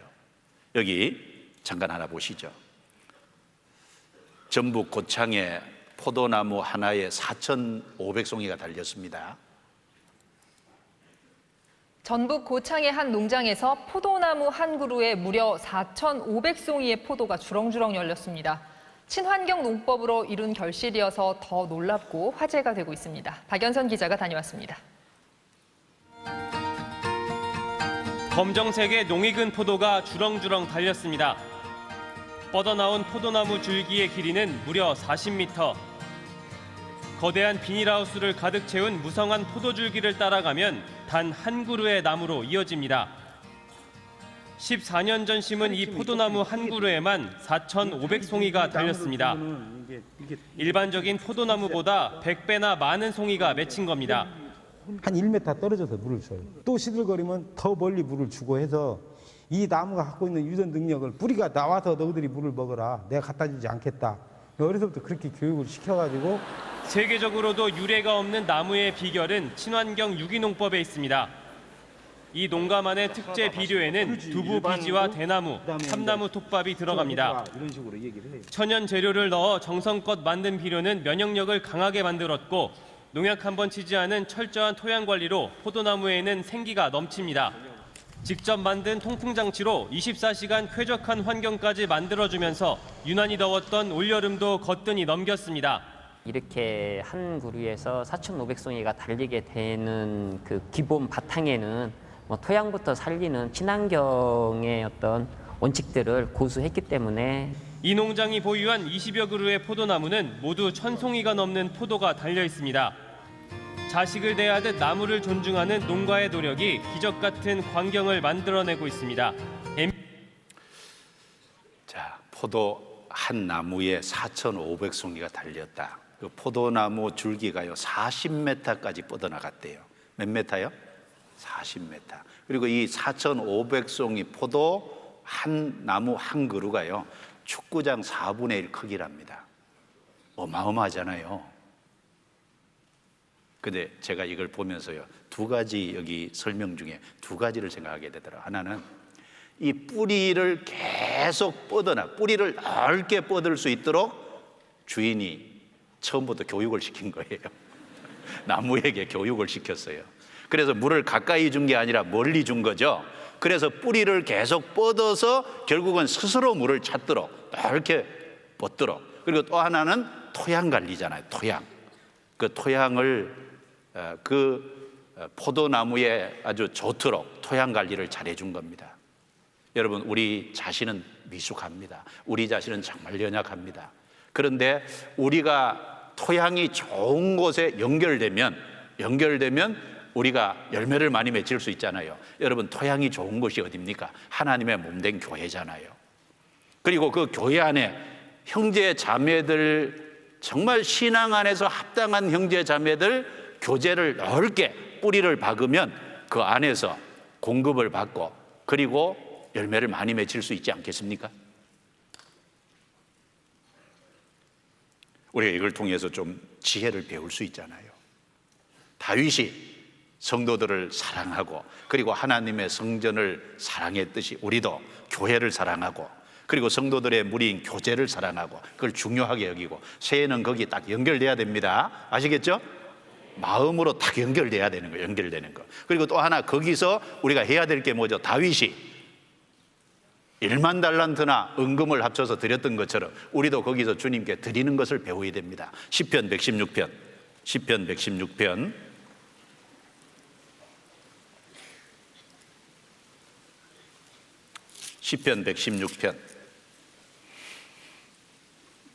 12절부터 14절입니다. 12절부터 14절 같이 읽겠습니다. 여호와께서 내게 주신 모든 은혜를 무엇으로 보답할꼬? 내가 구원의 잔을 들고 여호와의 이름을 부르며 여호와의 모든 백성 앞에서 나의 서원을 여호와께 갚으리로다. 자, 우리가 너무나 잘 아는 말씀이죠. 내게 주신 모든 은혜를 무엇으로 보답할꼬? 내가 구원의 잔을 들고 여호와의 이름을 부르며 주님이 나를 구원해 주신 그것을 높이 찬송하고 그리고 여호와의 이름을 부르는 것은 하나님을 실제 섬기는 거죠. 그리고 여호와의 모든 백성 앞에서 교회잖아요. 교회. 구약의 여호와의 모든 백성 신약의 교회 모형입니다. 나의 서원을 여호와께 갚으리로다. 그 교회 안에 거하면서 내가 서원하고, 어떤 서원요? 주님의 뜻대로 살기로 계획을 세우고 마음을 정하고, 그리고 마음을 정하고 계획을 세운 그것을 드려야죠. 드리는 그 안에서 갚는 겁니다. 여러분, 하나님께 받은 은혜를 어떻게 갚아요? 지극히 작은 성도에게 한 것이 곧 내게 한 것이니라. 주님은 성도라는 지체를 통해서 내게 은혜를 베푸셨고, 나도 성도에게 드리는 것이, 그렇죠, 성도에게 갚는 것이 주님께 은혜 보답하는 거 아닙니까? 디모데후서 2장 15절에 내가 진리의 말씀을 옳게 분별하며 부끄러울 것이 없는 일꾼으로 인정된 자로 자신을 하나님 앞에 드리기를 힘쓰라. 우리 자신을 하나님께 드려야 될 거 아닙니까? 그러면 우리 자신이 뭘 드릴까요? 우리가 드려야 될 것이 몇 가지 있죠. 자, 따라해 보시죠. 몸, 마음과 생각, 은사와 재능, 시간, 물질, 5가지. 5가지 얘기했습니다. 뭘 드려야 된다고요? 몸을 드려야죠. 몸. 이 몸을 먼저 드려야 됩니다. 자, 로마서 12장 한번 찾아봐요. 로마서 12장. 로마서 12장에 3가지 나온 것을 제가 말씀드린 겁니다. 먼저는 로마서 12장 1절, 2절. 자, 같이 읽겠습니다. 그러므로 형제들아, 내가 하나님의 모든 자비하심으로 너희를 권하노니 너희 몸을 하나님이 기뻐하시는 거룩한 산 제사로 드리라. 이는 너희의 드릴 영적 예배니라. 너희는 이 세대를 본받지 말고 오직 마음을 새롭게 함으로 변화를 받아 하나님의 선하시고 기뻐하시고 온전하신 뜻이 무엇인지 분별하도록 하라. 자, 첫 번째는 몸을 산 제사로 드리라. 몸을 드리라 그랬어요. 몸. 자, 우리 한번 생각해 봅시다. 자, 우리가 구원받을 수 있는 복음의 은혜가 완성되기 위해서 예수님이 말로만 한 겁니까? 몸이 드려진 겁니까? 몸이 드려졌습니다. 몸이 십자가에 드려졌기 때문에 반드시 우리는 마음으로만 아니에요. 몸의 행실로 반드시 헌신이 나타나야 돼요. 주님이 몸을 들여서 우리 구원을 완성했고 우리가 구원을 받았기 때문에 반드시 우리의 헌신도 몸이 들여져야 돼요. 몸이 들여지는 것으로 실제 나타나야 됩니다. 여러분, 몸을 드리는 게 뭘까요? 우리 지체를 하나님이 사용하시도록 내어드리는 거죠. 지금 2박 3일 동안 동계수련에 와 있는 것도 사실은 내 몸을 주님께 내어드린 거죠. 몸을 드린 겁니다. 성경에 레위기 8장에 보면요, 제사장이 위임식 할 때 오른손 깃뿌리, 오른손 그리고 엄지가락, 오른발 엄지가락에 피를 바르라 그랬어요. 자, 오른쪽은 항상 하나님 쪽이죠. 우리가 구원받기 전에는 다 세상을 위해 살았습니다. 이제 구원받은 이후에는 귀와 손과 발을 뭘 위해 사용해야 돼요? 주님을 위해 사용해야 된다는 거죠. 자, 구원받기 전에는 이 길을 통해서 유행가 많이 들었죠. 그런데 이제 구원받으면 이 길을 사용해서 주님 말씀을 듣는 데 활용해야 되고, 그리고 구원받기 전에는 이 길을 통해서 세상에 쓸데없는 것을 많이 들었는데 이제 말씀을 들으면서 또 세상의 것을 들으면서 옳은 것이 뭔지 분별하는 기로 사용해야 될 거 아닙니까? 구원받기 전에는 손을 세상 것을 위해서 썼습니다. 구원받은 후에는 주님을 선을 베푸는 복음을 전하는 데 쓰고, 발도 마찬가지죠. 여러분, 몸을 드려야 돼요. 몸을. 주님이 몸을 들여서 우리 구원을 완성하시고, 우리 몸이 들여져서 살이 찢기고 피가 흘려져서 우리가 그 결과로 구원받았기 때문에 우리가 주님을 향한 헌신도 마음으로만 안 됩니다. 반드시 몸의 행실로, 몸을 드리는 것으로 나타나야 됩니다. 그리고 두 번째는 뭘 드릴까요? 2절, 마음과 생각입니다. 너희는 이 세대를 본받지 말고 오직 마음을 새롭게 함으로 변화를 받아 하나님의 선하시고 기뻐하시고 온전하신 뜻이 무엇인지 분별하도록 하라. 마음을 새롭게 함으로. 여러분, 마귀는 어디를 공격할까요? 오전 시간에 배웠죠. 마음을 공격하잖아요. 마귀가 벌써 시몬의 아들 가룟 유다의 마음에 예수를 팔려는 생각을 집어넣었잖아요. 하나님은 우리 마음에 하나님의 뜻을 집어넣죠. 하나님도 우리 마음에 생각을 넣고 마귀도 우리 마음에 생각을 넣습니다. 우리 마음과 생각, 여러분 내 마음과 생각이라고 내 것이라고 아무거나 생각하고 아무 것이나 내 마음에 들어오도록 허락하면 안 됩니다. 잘못된 것은 딱 차단해야 되고 올바른 것만 들어오도록. 그게 하나님의 뜻 아니겠어요? 그래서 1절과 2절은 개인적인 헌신을 말합니다. 그 다음에 3절부터 13절까지는 교회 생활에 대한 것이고 14절부터 21절까지는 이방인과의 관계에 대한 말씀입니다. 자, 교회에 대한 것은 은사와 재능을 얘기하잖아요. 3절입니다. 내게 주신 은혜로 말미암아 너희 중 각 사람에게 말하노니 마땅히 생각할 그 이상의 생각을 품지 말고 오직 하나님께서 각 사람에게 나눠주신 믿음의 분량대로 지혜롭게 생각하라. 우리가 한 몸에 많은 지체를 가졌으나 모든 지체가 같은 직분을 가진 것이 아니니 이와 같이 우리 많은 사람이 그리스도 안에서 한 몸이 되어 우리가 지체가 되었느니라. 우리에게 주신 은혜대로 받은 은사가 각각 다르니 혹 예언이면 믿음의 분수대로, 혹 섬기는 일이면 섬기는 일로, 혹 가르치는 자면 가르치는 일로, 혹 건의하는 자면 건의하는 일로, 구제하는 자는 성실함으로, 다스리는 자는 부지런함으로, 긍휼을 베푸는 자는 즐거움으로 할 것이니라. 1절, 2절은 개인 헌신을 얘기한 거고 3절부터 13절은 교회 생활을 얘기하는 겁니다. 교회 생활 속에 가장 먼저 언급한 것이 은사예요, 은사. 자, 저를 보세요. 자, 학생들, 은사와 재능. 여러분은 학생이죠. 학생이니까 뭘 해야 될까요? 열심히 공부해야죠. 여러분 세상에 나왔을 때 한번 생각해 봅시다. 세상에 나왔을 때 좋은 위치와 세상적으로 좋은 어떤 위치와 이런 것을 얻을 때 전도하기가 더 쉽겠어요, 어렵겠어요? 훨씬 쉽습니다.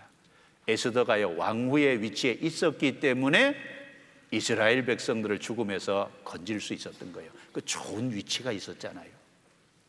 여러분 학생 때 열심히 공부해서 자기가 열심히 성실하게 일해서 그리고 이제 나중에 사회에 나왔을 때 세상적으로 좋은 위치에 오를 수 있다면 그 사람은 하나님께 헌신된다면 훨씬 그렇지 못한 사람보다 훨씬 더 전도하는 것에 효과적으로 할 수 있을 거예요.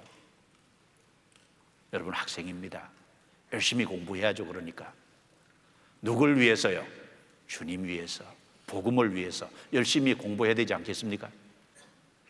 그 은사와 재능이 앞으로 어떤 것인지 나타날 거예요. 그렇죠? 열심히 공부하는 속에 나타나지 않겠습니까? 그리고 이 은사와 재능은 반드시 믿음의 분량, 믿음의 분수대로 은사와 재능이 활용돼야 된다는 겁니다. 믿음의 분량과 분수를 넘어서서 하려고 하면은 그게 자기 은사와 재능이 아니라는 거죠. 그런데 학생 때는 열심히 공부하는 겁니다. 열심히 공부하면 이제 교회 안에서 뭘 할 건지 필요한 은사와 재능이 서서히 시간 지나가면서 드러날 거예요. 하나님이 알려주실 겁니다. 그리고 또 한 가지는 시간입니다. 하나님이 매일 24시간 1440분씩 여러분에게 나눠주고 있어요. 자, 구원받은 사람에게 주신 모든 것은 피가 발려 있습니다. 우리에게 주신 시간도 피가 발려 있습니다. 하나님이 값을 주고 사서 우리에게 주신 거예요. 그 시간을 어떻게 활용하고 있습니까? 여러분 시간은 저축이 안 되죠?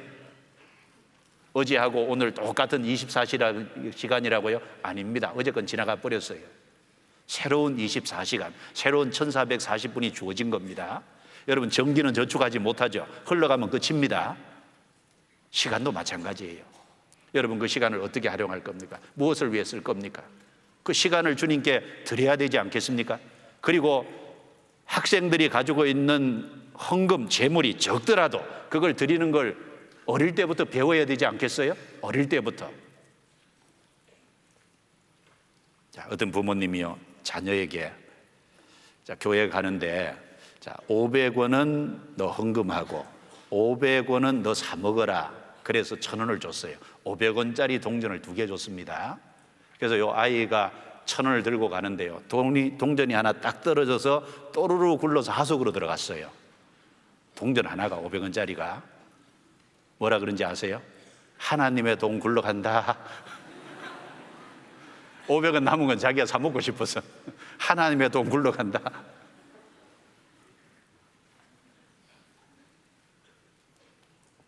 여러분, 어릴 때부터 100원이 됐든 500원이 됐든 여러분에게 주어진 것 작은 물질이라도 그걸 드리는 것을 계속해서 훈련할 때요, 나중에 성장해서도 그걸 주님께 돈에 구속되지 않고 자유롭게 드릴 수 있는 거예요.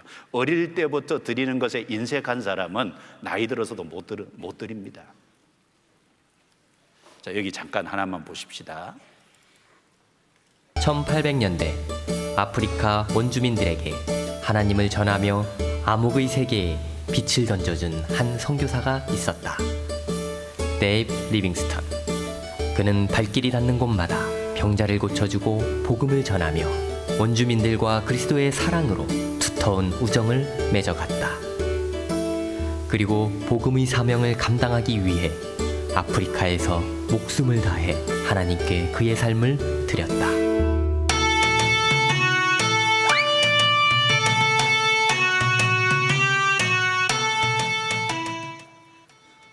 리빙스턴의 집은 매우 가난해서 10살 때부터 낮에는 공장에서 일을 하고 밤에는 학교를 다니며 공부를 해야만 했다. 나도 꼭 복음을 전하며 살고 싶어.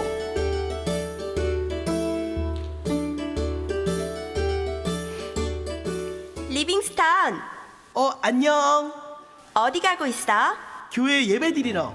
에이, 교회는 다음에 가고 나랑 놀자. 우리 집에 재밌는 장난감 있어. 안 돼. 예배 드리러. 내가 맛있는 것도 사줄게. 같이 놀자. 미안, 예배 늦겠다. 갈게. 야! 하나님의 말씀대로 살아가는 여러분이 되시기를 축복합니다. 아멘. 아멘. 아멘. 이제 다 함께 나오셔서 하나님께 감사의 헌금을 드리도록 하겠습니다.